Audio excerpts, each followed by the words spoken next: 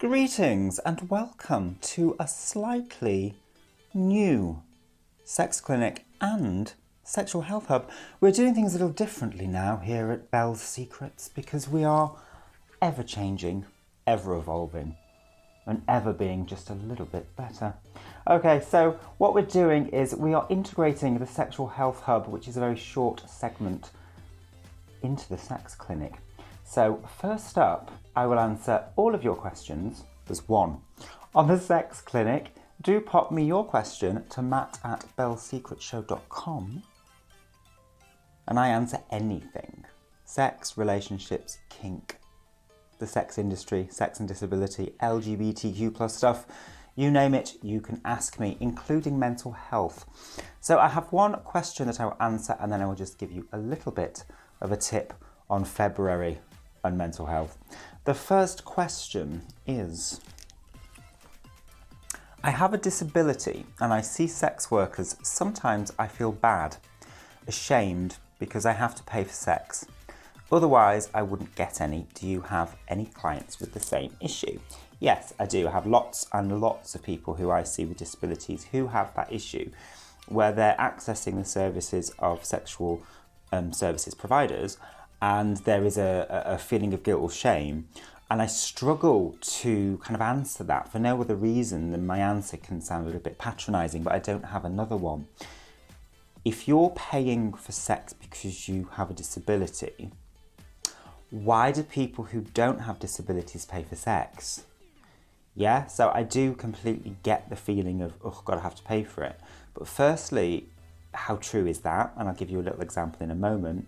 And secondly, how does that explain why people who don't have disabilities pay for sex workers, okay? So the other thing is to just be a little more mindful of why you're paying. Actually, are you not actually paying because you want to list what you would like from that provider and negotiate with different providers so that you can find out the right person for you? Personally, I think you can turn it on its head and consider it to be very empowering. I hope that helps. It's a very short space of time to answer that question, so do feel free to pop me another email and I can put it a little longer. But that's really my approach to it. And then the other aspect of it is, you know, some people I have sex with have disabilities and some people don't. I've had sex with people who use wheelchairs, I've had sex with people who have cerebral palsy, list it off.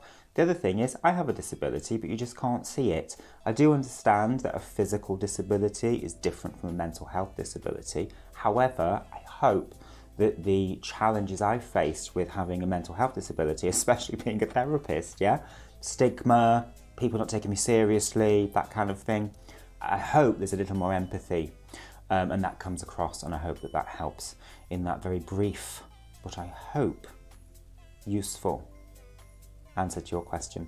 And lots of love to you and enjoy your next sexual encounter. Okay, the other thing that I want to mention is that there's quite a few people on Twitter, there's loads of my friends, including myself, who struggle in February. And it's not just the obvious post-Christmas slump or January being a bit of a slump and then it gets worse in February.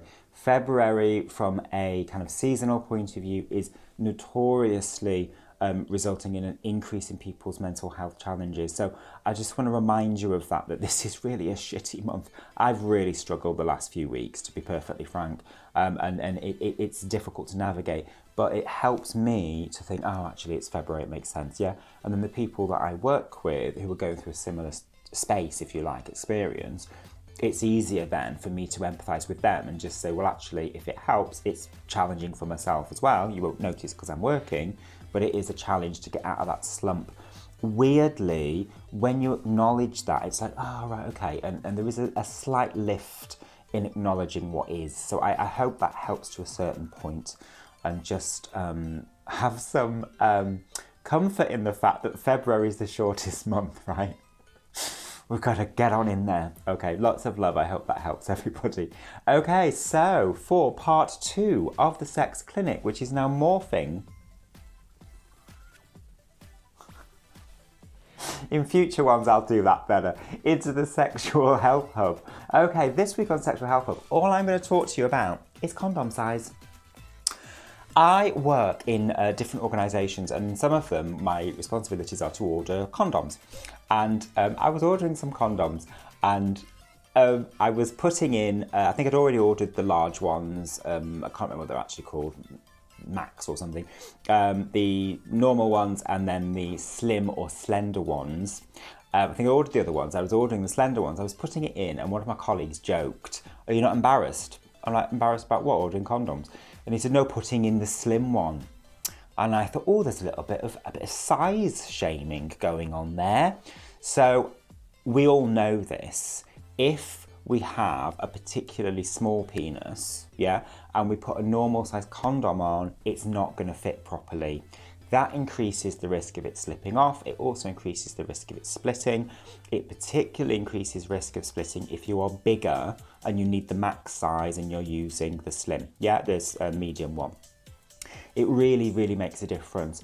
So all I can say to you is just be yourself, be confident in the size of your dick. They've all got different shapes and sizes. Please order the size that fits you best because it is much safer. More importantly, you can feel more when it fits properly. That's the Sexual Health Hub this week, and do pop me your questions on sexual health or for the sex clinic, which can be anything, at matt@bellsecretshow.com, and I will see you very soon here at the fabulous Belle Secret Show. Mwah. Lots of love, everybody, and do stay with us because we've got a lot of exciting changes coming up.